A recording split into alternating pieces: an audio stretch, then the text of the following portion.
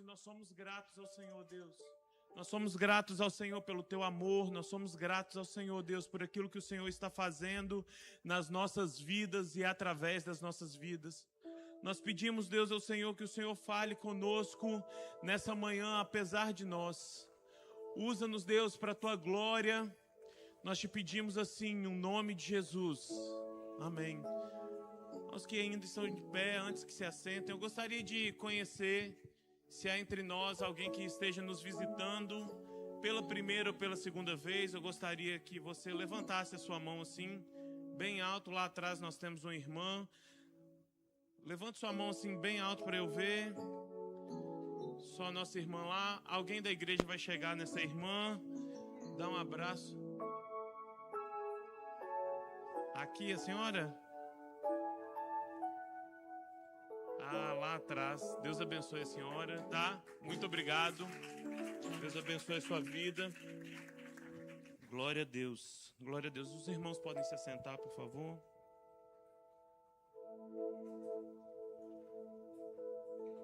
O Senhor é bom. Aleluia. O Senhor é bom. Nós estamos numa série de mensagens descobrindo os mistérios do reino. E essa série, ela tem origem em Mateus, capítulo 13. Os discípulos estão falando assim: Deus, Jesus, por que você fala para eles por parábolas? E ele fala assim: eu falo para que eles ouvindo não entendam, mas para vocês é dado a conhecer os mistérios do reino de Deus. Então, para os filhos, para nós, é dado a conhecer os mistérios do reino de Deus. E é por isso que nós estamos aqui nessa série.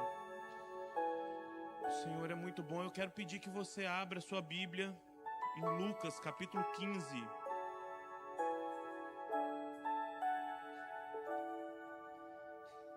Essa é uma série de mensagens que nós escolhemos para o mês de junho. Todas as parábolas que falam sobre acender uma luz.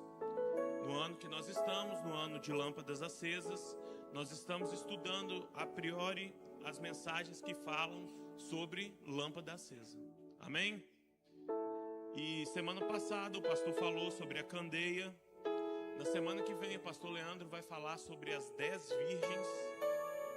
E nessa semana nós vamos falar sobre a parábola da dracma perdida. Primeiro, nós vamos ler em Lucas 15, o versículo 1, para nós entendermos ali o cenário.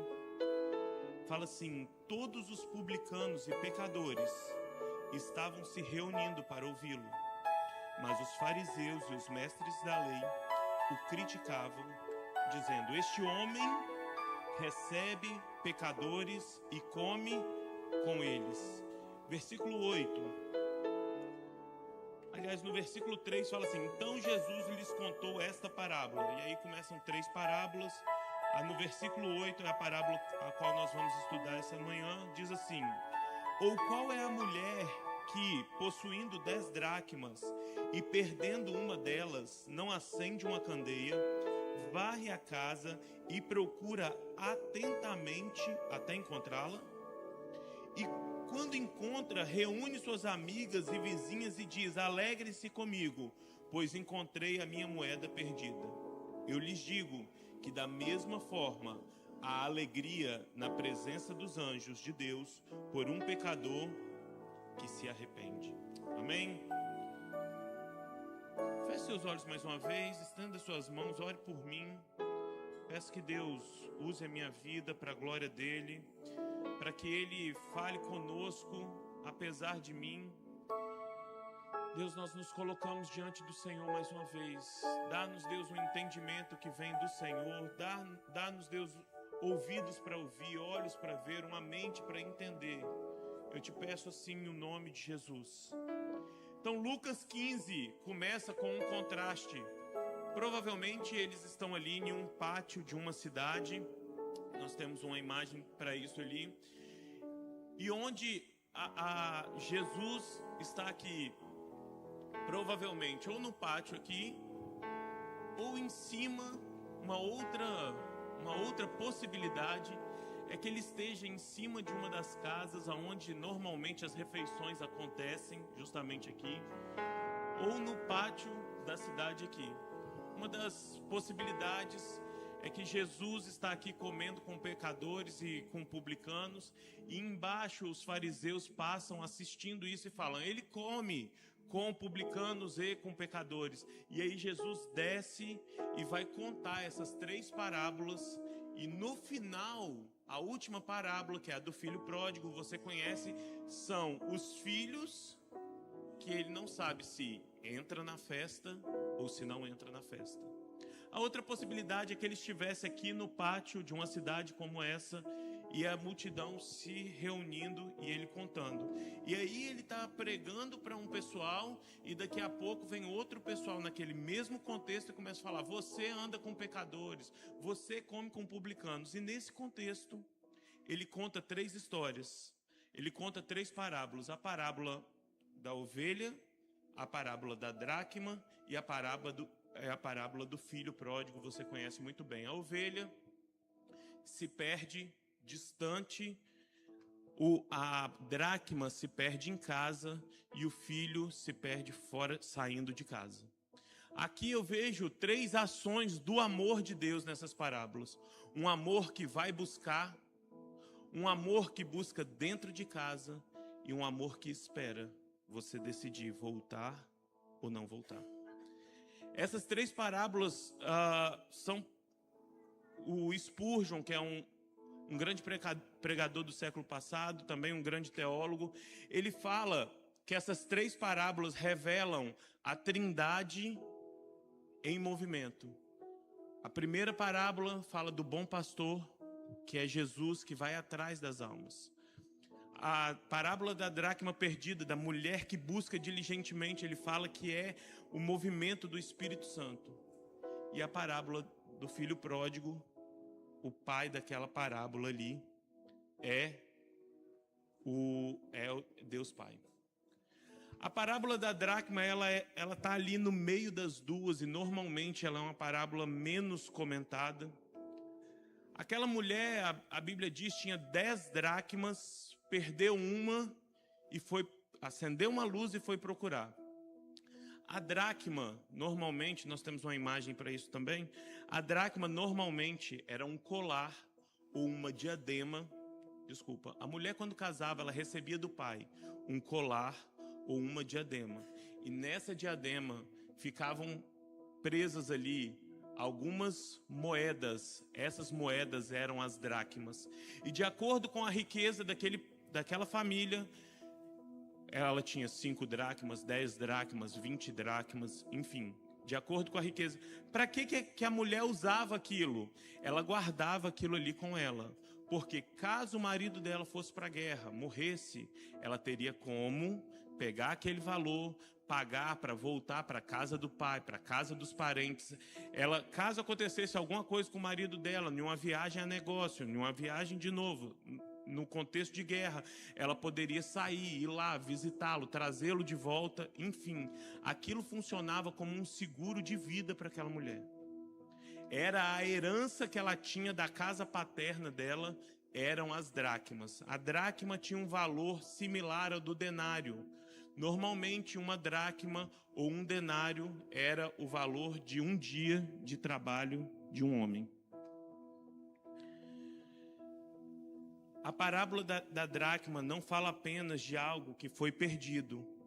Ela fala também de uma pessoa que se dispôs a viver processos para encontrar os valores. Fala de uma mulher que não se conformou. Nós vamos falar sobre muitas coisas aqui nessa manhã, mas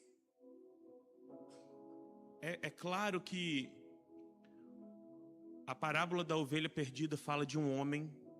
A parábola da dracma perdida prioritariamente fala de um homem ou de uma mulher, fala de uma alma que se perdeu.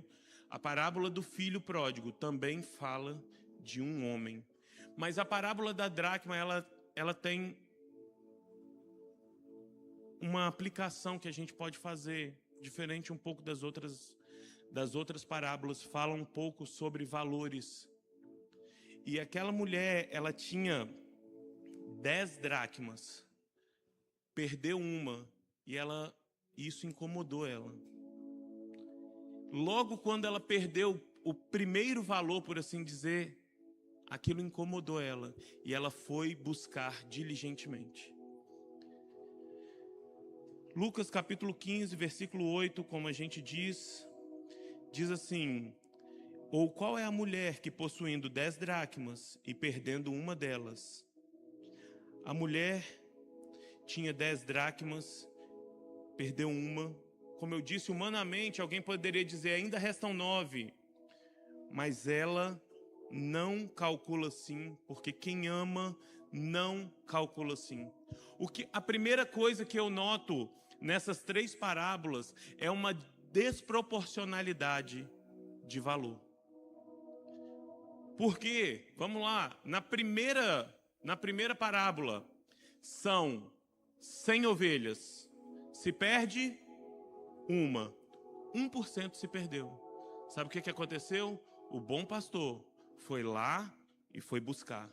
Na segunda parábola, é uma dracma de 10. Quantos por cento? 10%. A mulher acende diligentemente. Na terceira parábola, é o filho. E ele tinha 2 filhos. Teoricamente, um filho é 50%. E mesmo assim, o pai estava ali esperando todos os dias, todos os dias, todos os dias. Por quê? Porque para Deus, uma alma importa mais do que tudo. Se estamos em um ambiente, em uma comunidade com 10 pessoas, uma alma importa mais que tudo. Se estamos em um ambiente com 10 mil pessoas, uma alma importa mais do que tudo. Salmos 49, versículo 8, inclusive, Deus diz assim: pois o resgate de uma vida não tem preço. E aqui, a gente precisa pensar um pouco sobre a nossa escala de valores. Porque aquela mulher, de novo, uma coisa que me chama a atenção, ela perdeu, percebeu e foi buscar. Perdeu, percebeu e foi buscar. Às vezes, nós temos pessoas que nós estamos vendo, nós sabemos que aquela pessoa está esfriando, nós sabemos que aquela pessoa está se desviando, ela ainda está em casa, mas por breve momento. E isso não nos incomoda. Porque nós somos tantos que às vezes nós não conseguimos perceber aquilo que para Deus é mais valioso do que tudo. Isso muitas vezes mostra que a nossa escala de valores com a escala de valor de Deus está bem desajustada. No final eu vou falar um pouco mais sobre isso, mas o final dessa parábola fala que ela achou, ela encontrou e chamou as amigas e foi celebrar. E aí ele fala assim: há mais alegria no céu quando um pecador se arrepende. Aí nós estamos aqui no ambiente de batismos. Os irmãos estão ali confessando publicamente que estão aceitando a Jesus como Senhor e Salvador. No céu, há muita alegria. Aqui a gente parece que está assistindo uma coisa, algo na nossa escala de valores tem que ser ajustada com o céu. Algo na nossa escala de valores, aquilo que causa alegria no céu deveria causar alegria no nosso coração. Mas me parece que eu venho mais para assistir, que eu venho mais para receber, que eu venho mais para ver o que eu ganho, do que para entregar algo.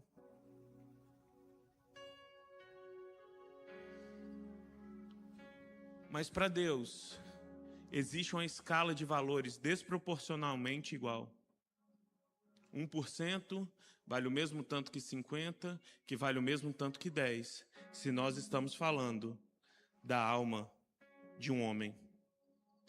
E como eu disse, apesar do texto falar prioritariamente sobre o valor da alma de um homem, há aplicações aqui também que nós podemos fazer sobre valores que foram perdidos dentro de casa. E enquanto eu estava estudando para essa mensagem, eu comecei a me lembrar de valores que foram perdidos dentro do templo do Senhor, dentro da casa de Deus. A primeira história que eu me lembrei, a história de Josias, do rei Josias, você já sabe, fala sobre o valor da palavra, o 2 Reis, capítulo 22. Nós vamos ler o versículo 3 e o versículo 8, vai estar aqui na projeção. Se você quiser ler depois, anote.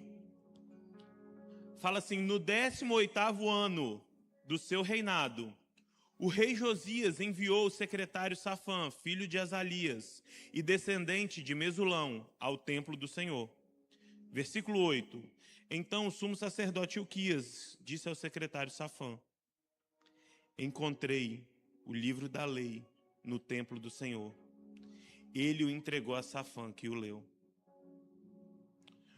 O templo havia sido corrompido nos reinados de Manassés e do rei Amon, período no qual Judá entrou ali em idolatria profunda. E esse período durou aproximadamente de 50 a 80 anos. Durante aproximadamente 80 anos, a palavra de Deus, o livro da lei do Senhor, estava dentro do templo, porém perdido. Se perdeu o valor da palavra. Se perdeu a palavra de Deus. Aonde? Dentro de casa. Você sabe o que eu fiquei pensando? Aquelas casas, aqui na igreja não tem isso, mas antigamente tinha. Aquela casa que você chegava, a Bíblia estava aberta. No Salmo 91. Como se aquilo ali fosse um amuleto de proteção para você. Aquela pessoa que também não acontece, que fala assim: deixa eu pegar uma palavra para mim hoje, caixinha de promessa, Blum. Como se isso mudasse alguma coisa na sua vida. Mas a palavra, ela está ali perdida, empoeirada. Deixar a Bíblia aberta, meu irmão, no Salmo 91, não faz diferença na sua vida. Sabe o que faz diferença na sua vida? Ser o homem, ser a mulher a qual o Salmo 91 está falando. Fala assim: que aquele que habita no esconderijo do Altíssimo e a sombra do Onipotente, isso faz diferença na sua vida. Você não precisa nem saber esse salmo. Se você viver escondido nele, na sombra das asas dele, pronto. Sabe o que faz diferença na nossa vida? Ser aquele homem do Salmo 1, que fala: antes o seu prazer está na lei do Senhor, e nela medita de dia e de noite. O salmista tinha tanto valor pela palavra. Salmo 119, ele diz assim: a sua palavra eu escondi, guardada no meu coração, para eu não pecar contra ti. Entendeu o valor da palavra, um tesouro que nós guardamos dentro do coração. Fico pensando, se a Bíblia virou algo tão trivial para nós, se a palavra do Senhor virou algo tão automático para nós, que tal qual uma cerimônia, enfim, um culto de batismos, a gente... Teoricamente, há pouco tempo atrás eu vi um humorista falando isso. Você crê em Jesus? Creio. Você crê que a Bíblia é o livro que Deus deixou para a gente? Creio. Você crê que no seu... Creio. Você já leu? Não. Você já leu? Não. Mas foi Deus que escreveu? Sim. Aí ainda o humorista fala assim, e esse humorista é um ateu, tá? E ele fala assim: mas e o Senhor dos Anéis? Que é uns livros desse tamanho assim. Não, já li todos, várias vezes. E o Harry Potter? Já li a coleção toda. Mas e a Bíblia? Que é o livro que Deus deixou para nós.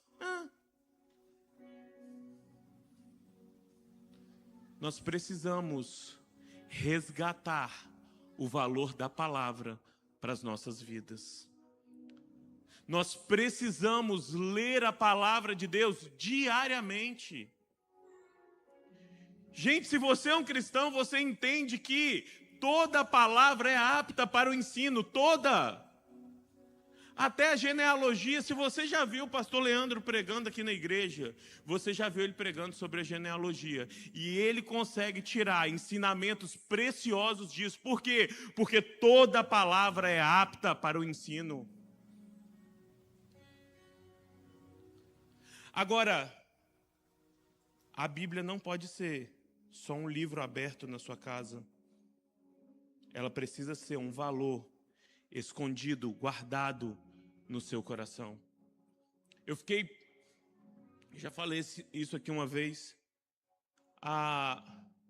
O apóstolo Paulo, ele está terminando de escrever a sua última carta para um discípulo dele, que ele considera um filho, que é Timóteo. E ele fala assim, eu combati um bom combate, terminei a carreira. E aquele homem que teve muitas posses, que teve muito conhecimento, que teve muitas coisas, ele fala aquilo que ele guardou. Ele sabia que ele estava chegando no fim da vida dele. E eu trabalho em banco, né? E como um bom bancário, eu fico pensando que a aposentadoria privada do apóstolo Paulo era a fé.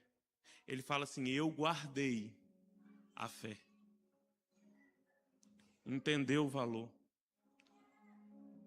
Nós precisamos entender valores de Deus, que às vezes nós, ainda em casa, estamos perdendo e não damos atenção. Outra, o valor da oração e da adoração. 2 Crônicas, se eu não me engano, capítulo 29. Nós vamos ler vários versículos, vai ter na projeção aí, você pode acompanhar comigo. Ezequias tinha 25 anos de idade quando começou a reinar e reinou 29 anos em Jerusalém. A mãe dele chamava-se Abia e era filha de Zacarias. Ele fez o que é justo aos olhos do Senhor, conforme tudo o que tinha feito seu antepassado Davi. No primeiro ano do seu reinado, no primeiro mês do primeiro ano, ele reabriu as portas do templo do Senhor e as consertou. A primeira coisa que aquele homem fez, e isso aqui fala de primícia, fala de prioridade, fala de importância. A primeira coisa que aquele homem fez foi reabrir o templo do Senhor. Versículo 4, convocou os sacerdotes e os levitas, reuniu-os na praça que fica no lado leste e disse, escutem-me, levitas, consagrem-se agora e consagrem o templo do Senhor, o Deus dos seus antepassados. Retirem tudo o que é impuro do santuário, como uma faxina que aquela mulher fez. Retirem tudo que é impuro do santuário. Versículo 11. Meus filhos, não sejam negligentes agora, pois o Senhor os escolheu para estarem diante dele e lhe servirem, para ministrarem diante dele e queimarem incenso. Para adorar e para orar. Queimar incenso aqui também fala sobre oração. Versículo 26. Assim, os levitas ficaram em pé, preparados com os instrumentos de Davi, e os sacerdotes com as trombetas. Então Ezequias ordenou que sacrificassem o holocausto sobre o altar. E nós já estudamos sobre isso aqui. Isso aqui fala sobre adoração. Iniciando o sacrifício, começou também o canto em louvor ao Senhor, ao som das trombetas e dos instrumentos de Davi, rei de Israel. Toda a assembleia prostrou-se em adoração, enquanto os músicos cantavam e as trombetas soavam, até que terminou o holocausto. Em seguida, o rei e todos os presentes ajoelharam-se e adoraram. O rei Acaz reinou antes do rei Ezequias, e ele também propagou amplamente a idolatria.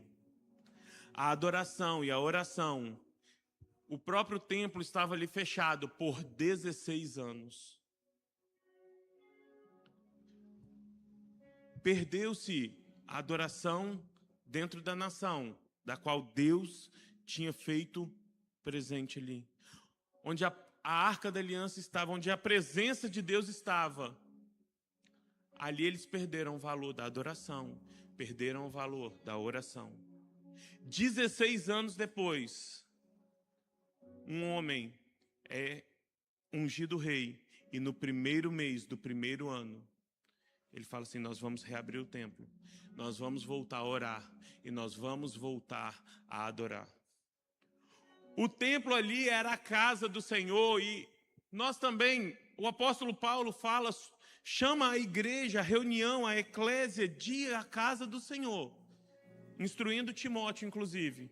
Mas nós sabemos que, prioritariamente, a casa do Senhor, quem é a casa do Senhor?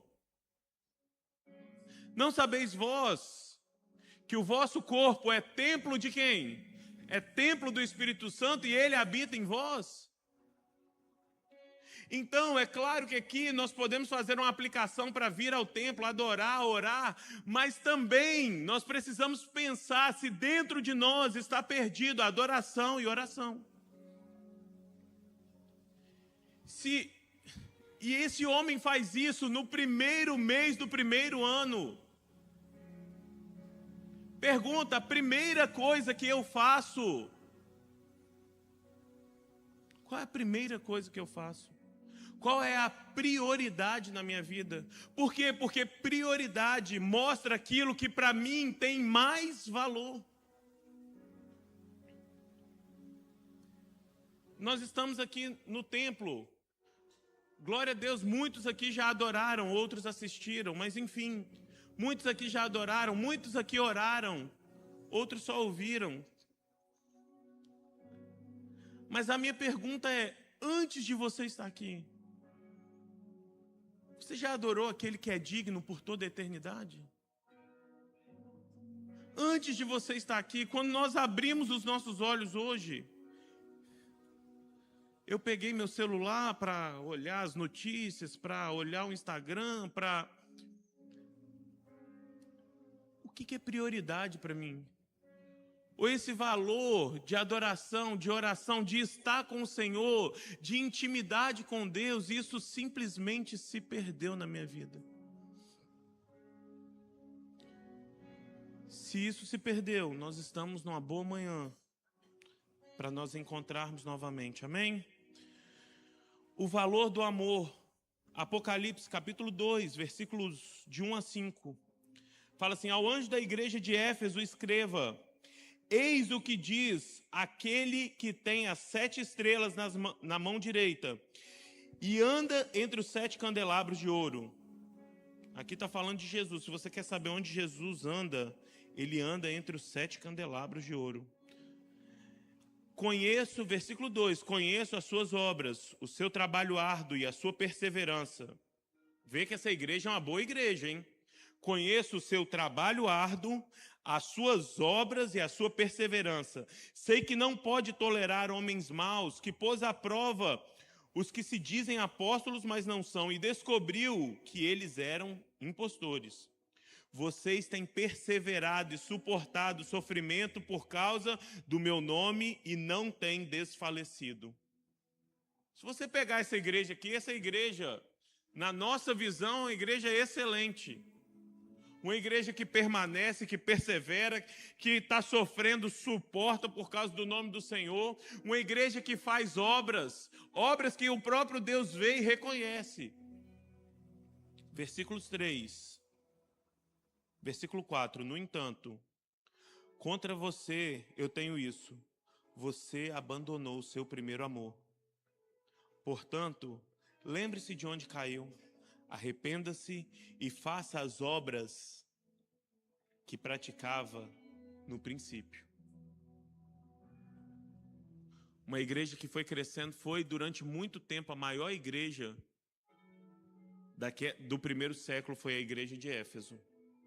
Uma igreja que foi crescendo e fazendo obra e perseverando, tinha boa doutrina, tinha boa palavra, e isso tudo é muito bom. Mas o que Deus estava pedindo deles é assim: arrependa-se e volte a fazer as obras lá do início. Porque Deus, na verdade, não se impressiona com aquilo que a gente faz, com a quantidade de pessoas que tem, com a quantidade de coisas que você está fazendo. Mas Ele olha lá no fundo, lá no fundo, lá no fundo. Muito bom você estar querendo uma boa doutrina, isso é excelente. Você está procurando se aproximar da palavra, e isso é essencial. Mas por que você está fazendo isso? Você quer ser o melhor? Você quer ser o certo? Você quer vencer os argumentos? Ou é porque existe lá aquela chama do primeiro amor queimando dentro do seu coração, dizendo: eu preciso me aproximar daquele que é, daquele que era e daquele que há de vir.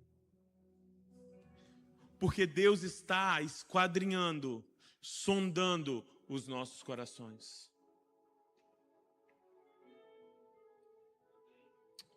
Deus é bom. Feche seus olhos. Deus, nós pedimos, restaura-nos, Deus, valores aqui essa manhã. Nos faz entender os teus valores. Nos faz amar a tua palavra. Nos faz, Deus, amar uma vida de intimidade com o Senhor, de adoração, de oração. Restaura em nós, Deus, o primeiro amor. Nós te pedimos assim, em nome de Jesus. Terceiro tópico fala sobre acendendo e procurando. Versículo 8, que nós já lemos, fala assim: qual mulher não acende uma candeia, varre a casa e procura atentamente até encontrá-la? Duas coisas aqui. Primeira coisa, a mulher acende a lâmpada.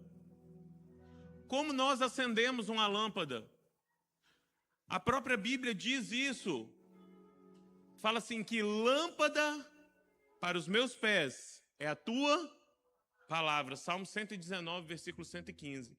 Lâmpada para os meus pés é a tua palavra. Luz para o meu caminho.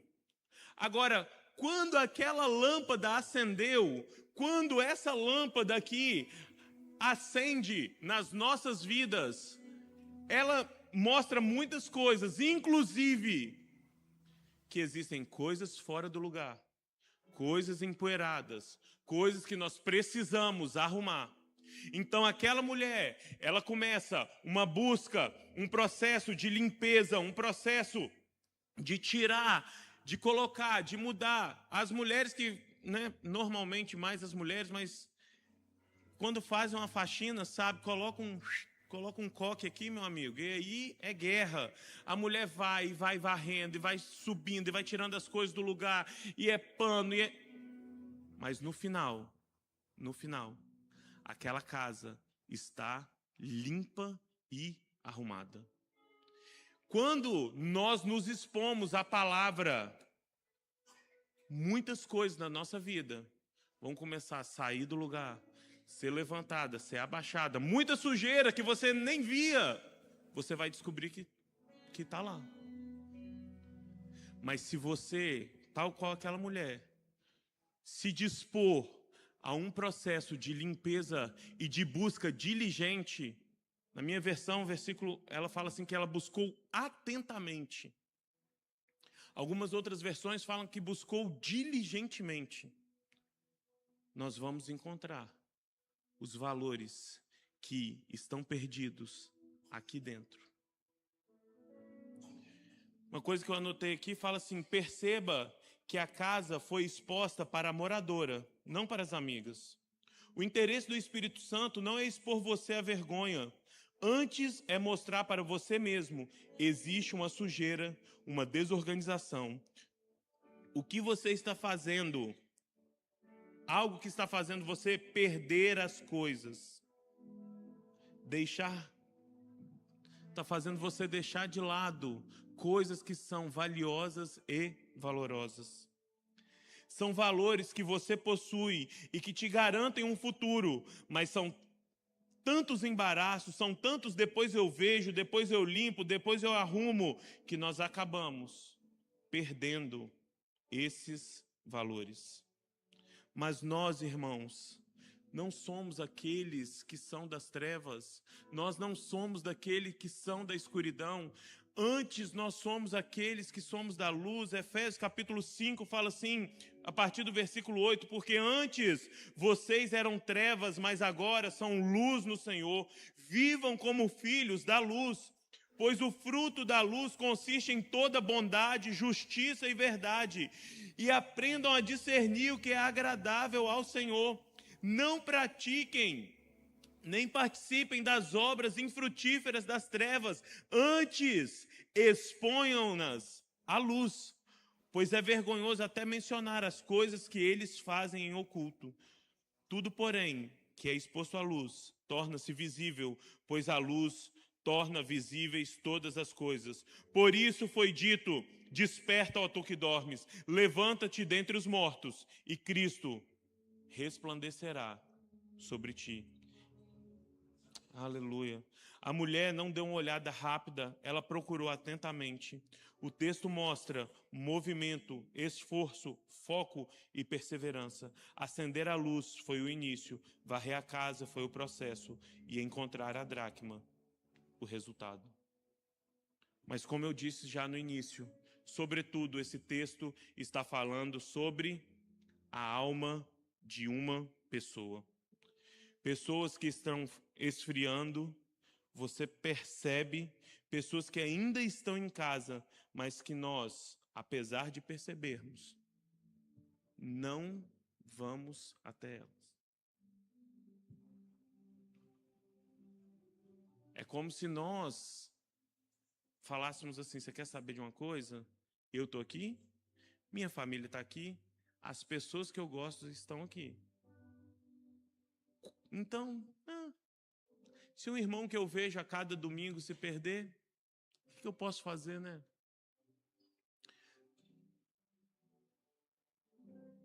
A mulher na Bíblia muitas vezes aponta para a igreja. Aqui nós falamos que é, como o Spurgeon diz, um trabalho que o Espírito Santo está fazendo. Mas eu queria que nós pensássemos nessa manhã sobre pessoas que nós ainda vemos aqui uma vez por mês, uma vez a cada 2 meses. Ela vai na sua célula, na sua célula, como se que em uma escala. Uma vez a cada 2 meses ela vai lá só para dizer que... Mas você sabe que aquela pessoa está se afastando, que aquela pessoa está se perdendo, ou ainda que ela já se perdeu. E eu queria desafiar você nessa manhã a ir atrás dessas pessoas. Antes de subir aqui, o pastor pediu para que eu falasse um pouco, bem rapidamente, lá embaixo, na reunião de TPL que nós estamos tendo ali, de treinamento pastoral de líderes. Falar sobre isso, um desafio para os líderes também dessa casa. Então, esse é um desafio para toda igreja. Pessoas que já estiveram conosco, e você já não vê há algum tempo, às vezes, até está aqui, mas você não vê. Entre em contato com essa pessoa essa semana. Vamos procurar diligentemente.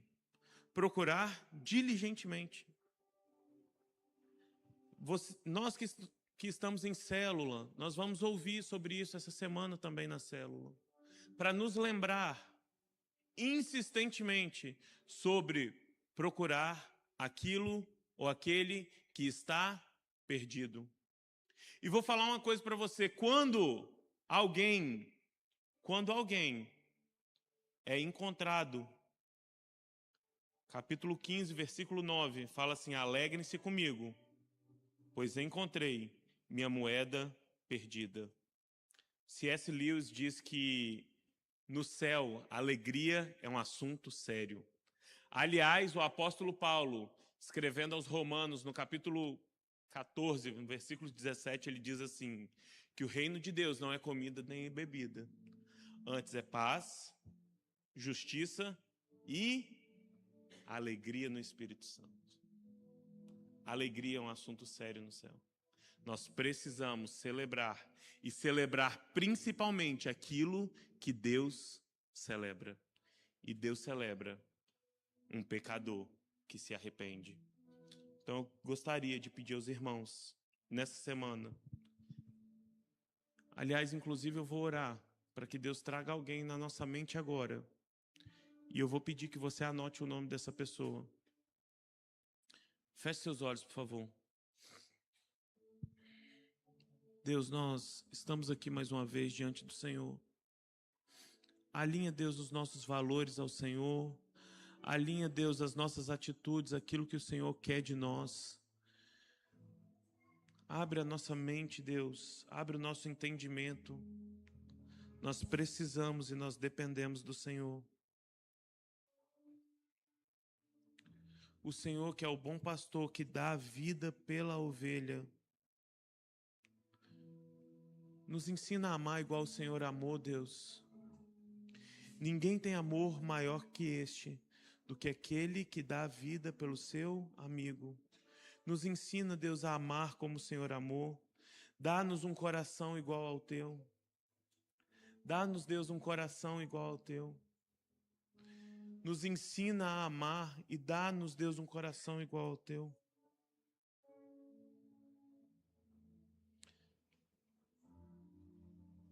Em nome de Jesus, Deus, ensina-nos a nos importar uns com os outros, a amar uns aos outros, Deus.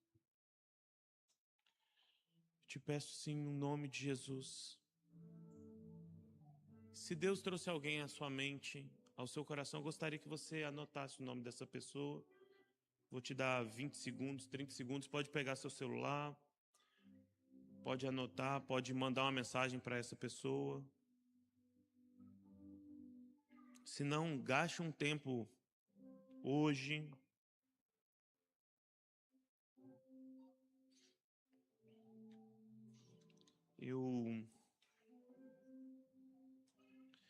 Nós dissemos aqui no último tópico, né? Que festa, que alegria é um assunto sério no céu. Para nós também a alegria é um assunto sério.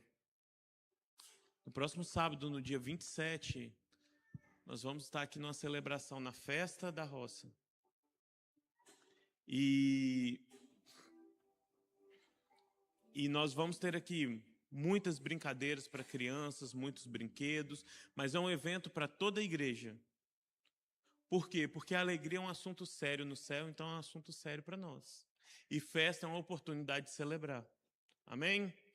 Então, se você tem uma criança pequena, você precisa fazer inscrição. Tem o QR Code aqui, você pode escanear. Para a gente saber quantos brinquedos a mais nós vamos colocar além daquilo que a gente já tem programado. Amém? Dia 27, a partir das 16 horas, aqui mesmo na IEB Linhares. Deixa eu ver, tem algum pai ou mãe de adolescente aqui, de 13 a 17 anos? Levanta a mão assim. Deixa eu ver. Então, muito obrigado. Você já sabe, mas eu vou falar de novo. Dos dias 22 a 24 de julho, nós vamos ter aqui, né, que na verdade vai ser na Fazenda Paraíso, o retiro para adolescentes. E aí, nós avisamos isso aqui porque, apesar deles terem que ficar sabendo, quem envia eles é você. Então eu queria, né, convocar os pais aqui a fazer a inscrição dos filhos, e eu vou te falar uma coisa, faz rápido. Por quê? Porque as vagas já estão acabando. Eu sei que só de pessoas que não são de nenhuma igreja, tem 35 pessoas inscritas. Só de pessoas que não estão em nenhuma igreja, fora os adolescentes aqui, nós temos vagas limitadas. Então, por favor. E mais duas coisas. Nesse mesmo final de semana, nós vamos ter encontro face a face de homens. Você que é homem e não fez sua inscrição ainda, faça. E no dia 5 de julho, pela manhã, dia 5 de julho, pela manhã, é o primeiro domingo do mês, nós temos... Domingo de manhã nós temos Ceia do Senhor. À noite, nós vamos ter um culto especial, o que cantávamos antes, e aí nós vamos relembrar, né, músicas que fazem parte da história da IEB Linhares. E eu queria que você se preparasse para esse culto e viesse, né, se programasse para estar aqui conosco. Amém? Fica de pé, por favor.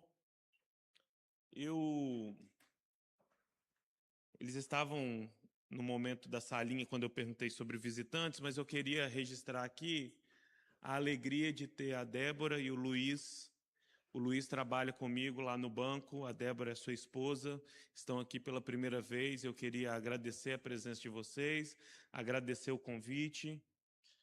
Também não é praxe a gente fazer isso aqui, eu então menos ainda, mas vou fazer. Agradecer a Deus pela vida do ministro Giovanni, que hoje está fazendo aniversário. Deus abençoe a sua vida. Em nome de Jesus. Aplauda o Senhor. Quero pedir que você feche seus olhos. Nós vamos orar e depois você pode se dirigir para sua casa. Pai, nós somos gratos ao Senhor.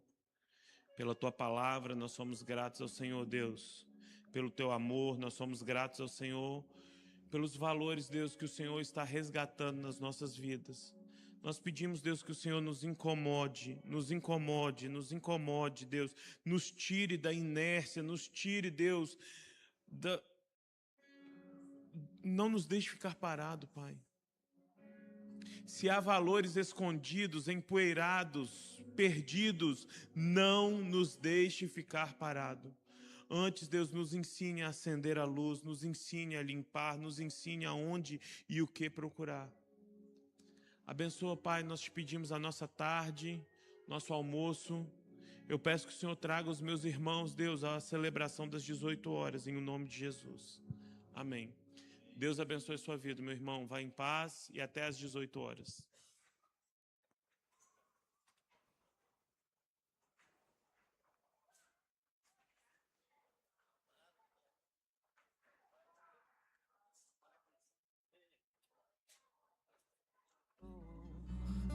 Eu fui encontrado,